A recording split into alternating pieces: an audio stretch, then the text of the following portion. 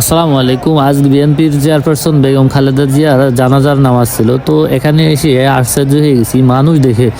এখানে এত পরিমাণে মানুষ ছিল, লক্ষ লক্ষ মানুষ, দেশের বিভিন্ন জায়গা থেকে এই জানাজা মানুষ আসছিল। একটা মানুষকে কতটা ভালোবাসলে আসলে তার জানাজায় এত মানুষ আসে, আসলে এইটা দেখেই অনেক কিছু বুঝতেছিলাম। তো মানুষের ভালোবাসা আসলেই অদ্ভুত। যে মানুষ যারা ভালোবাসে, যাকে যে মানুষটা ভালোবাসে সে প্রকৃতিই মন থেকেই ভালোবাসে।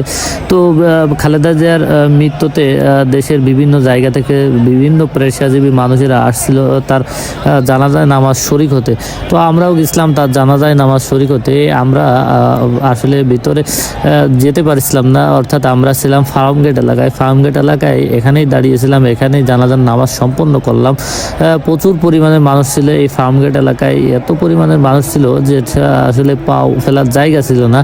তো মানিক মিয়া এভিনিউতে আসলে জানাজা হয়েছিল, কিন্তু ওখান থেকে শুরু করে ফার্মগেট, শাহবাগ, কারণ বাজার এই দিকে আসলে লোকারণ্য ছিল, ওইদিকে মিরপুর পর্যন্ত আসলে মানুষ ছিল।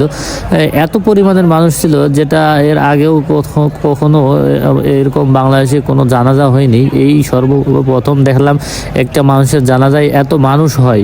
তো এই এত মানুষ আসলে, কারণ মানুষকে ভালো না বাসলে এত মানুষ আসলে আসে না।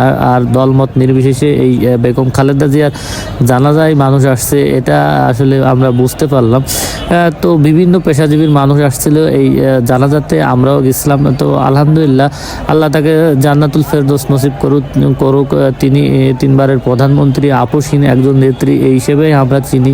তো তার জানাজায় দেশের বিভিন্ন প্রান্ত থেকে মানুষ আসছে, সবারই আসলে খুবই দুঃখজনক, কষ্ট নিয়ে দূর দূরান্ত থেকে এই জানাজায় শরিক হতে আসছে। তারপরেও তার জানাজায় পড়তে এসে সবারই বেশ ভালো লাগতেছিল। এত বড় একটা জানাজা অনেকেই আসলে এত মানুষ চোখেই দেখিনি। তো এত মানুষের জানাজা, এত মানুষ একসাথে জানাজা পড়াও এটাও একটা সৌভাগ্যর ব্যাপার।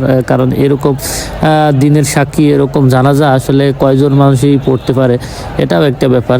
তো আমরা আসলাম, মূলত আমরা মানিক মিয়া অ্যাভিনিউ যার জন্য আসলাম, ওইখানে যেতে পারছিলাম না শুধু মানুষের ভিড়ের জন্য। এত পরিমাণের মানুষের ভিড় ছিল যেটা আমরা কারণ ফার্মগেট পর্যন্ত আসে আমরা আটকে গেছিলাম। আপনারা দেখতে পাচ্ছেন এটি হচ্ছে জানাজার নামাজ শেষের অংশ। জানাজার নামাজ শেষ করে সবাই ফেরার পথে। তো আমরা ফার্মগেটে এখানে আটকেছিলাম প্রায় 1 ঘন্টা মতো, কারণ মানুষের যে চাপ ছিল এই চাপ সামলে উঠে আমরা সামনের দিক কোনোভাবেই আগাতে পারছিলাম না, যার কারণে আমরা অনেক সময় অপেক্ষা করতেছিলাম। তো দেশনেত্রী বেগম খালেদা জিয়ার জন্য আমরা সকলেই দোয়া করি, আল্লাহ যেন তার জান্নাতের উচ্চ মাকাম নসিব করুক। আর মানুষের ভালোবাসা আসলে এভাবেই হওয়া উচিত। একজন মানুষকে ভালোবাসলে এভাবেই ভালোবাসতে হয়।